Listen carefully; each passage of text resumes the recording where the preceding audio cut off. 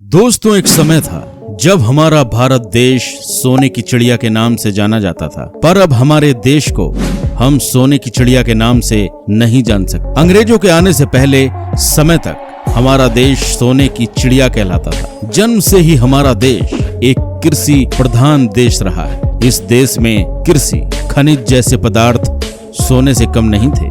आज सब कुछ बदल गया है। इसका सबसे बड़ा और मुख्य कारण है युद्ध। हमारे देश पर कई बार आक्रमण हुए, जिसने हमारे देश को कई बार लूटा है। 712 ईस्वी में इस्लामिक हमलावर भारत में आना शुरू हुए थे।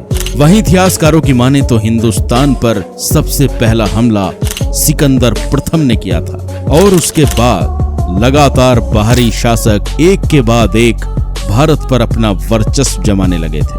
वहीं मुगलों के बाद 1600 में व्यापार को लेकर अंग्रेज भारत आए। इसी वजह से भारत हर बार विदेशियों का प्रमुख निशाना रहा। इन विदेशियों को भारत के ही कुछ गद्दारों ने उनका साथ दिया। इन्होंने अपने जमीर को बेच देश के साथ धोखा किया। दोस्तों, यदि ये लोग ऐसा नहीं करते तो आज भारत देश दुनिया की सबसे बड़ी ताकत होता।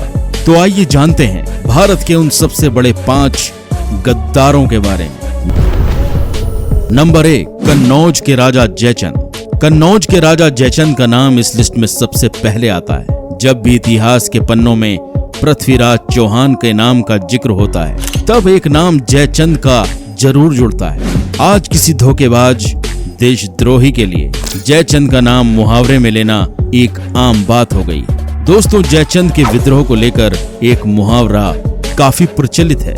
जयचंद, तूने देश को बर्बाद कर दिया, गैरों को लाकर हिंद में आबाद कर दिया। जी हाँ, हम आपकी जानकारी के लिए बता दें कि जयचंद ने दिल्ली की सत्ता पाने के लालच में मोहम्मद गोरी से हाथ मिलाया था और गोरी को अपनी संपूर्ण सेना देकर पृथ्वीराज को युद्ध में पराजित कर दिया था। लेकिन दोस्तों, जयचंद को उसके कर्मों का फल भी मिला और गोरी ने युद्ध जीतने के बाद जयचंद के साथ वही किया जो उसके साथ होना चाहिए था। बता दें कि गोरी ने युद्ध जीतने के बाद जयचंद की हत्या कर दी थी और दिल्ली समेत कई राज्यों पर अधिकार कर लिया। दोस्तों, जयचंद ने केवल पृथ्वीराज के साथ छल नहीं किया था, बल्कि पूरे भारत के साथ धोखा किया, क्योंकि गोरी के बाद हमारे भारत देश में इस्लामिक आक्रमणकारी ज्यादा हावी हो गए थे। नंबर 2, आमेर का राजा मानसिंह। दोस्तों, आज पृथ्वीराज चौहान और महाराणा प्रताप में कौन सा राजा अधिक महान है, इसकी चर्चाएं चलती रहती हैं। वहीं हम बात करें उनके समकालीन राजद्रोही मानसिंह और जयचंद के बारे में, तो दोनों एक ही थाली के चट्टे बट्टे दिखाई देंगे। एक तरफ जहां मेवाड़ के राजा महाराणा प्रताप पूरे भारत को आजाद करने के लिए जंगलों में भटक रहे थे और वहां घास से बनी रोटियां खाकर देश को मुगलों से आजाद कराने की लड़ाई लड़ रहे थे, तो दूसरी तरफ गद्दार मानसिंह मुगलों का साथ दे रहा था और मानसिंह मुगलों के सेना प्रमुख थे।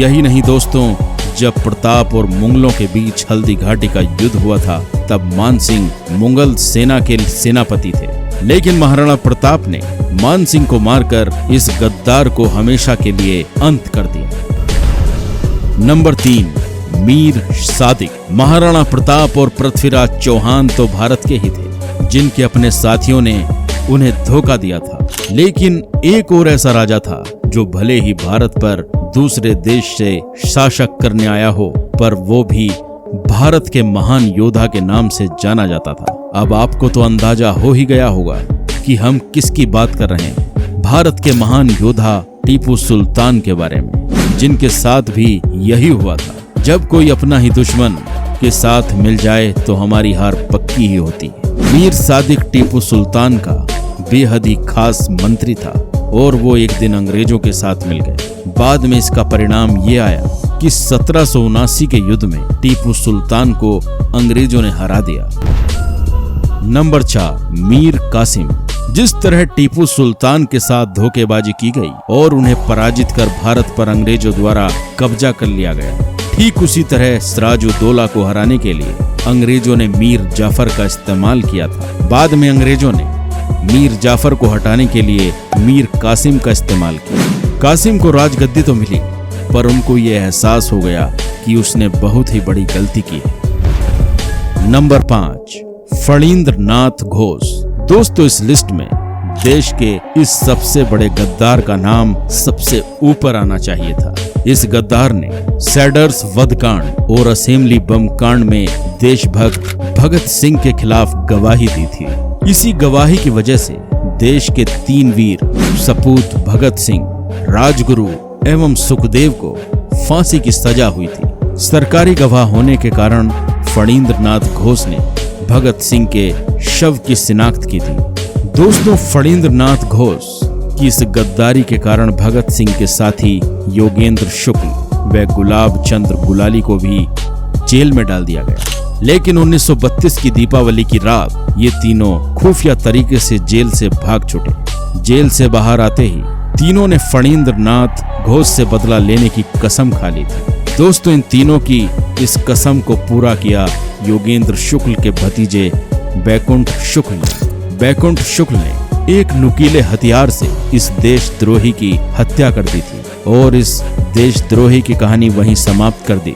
बाद में वो वहां से फरार हो गए। 6 जुलाई 1933 को बेशक बैकुंठ शुक्ल को हाजीपुर पुल के सोनपुर से गिरफ्तार कर लिया गया और उन्हें फांसी दे दी गई। तो ये थे वो 5 गद्दार जिन्होंने अपने ईमान के साथ साथ अपने देश को भी बेच दिया और पूरे भारत देश को कई बार दूसरे देशों का मोहताज होने पर मजबूर कर दिया। इन्हीं 5 लोगों की गलती की सजा हम आज भी भुगत रहे हैं। वैसे दोस्तों, आप क्या कहना चाहेंगे देश के इन गद्दारों के बारे में? हमें अपनी राय कमेंट सेक्शन में जरूर बताएं। साथ ही रोजाना ऐसी रोचक बातें जानने के लिए आप हमारी वीडियो को लाइक और चैनल को सब्सक्राइब जरूर कर लें ताकि हम आपके लिए ऐसी तमाम जानकारियां लेकर आते रहें।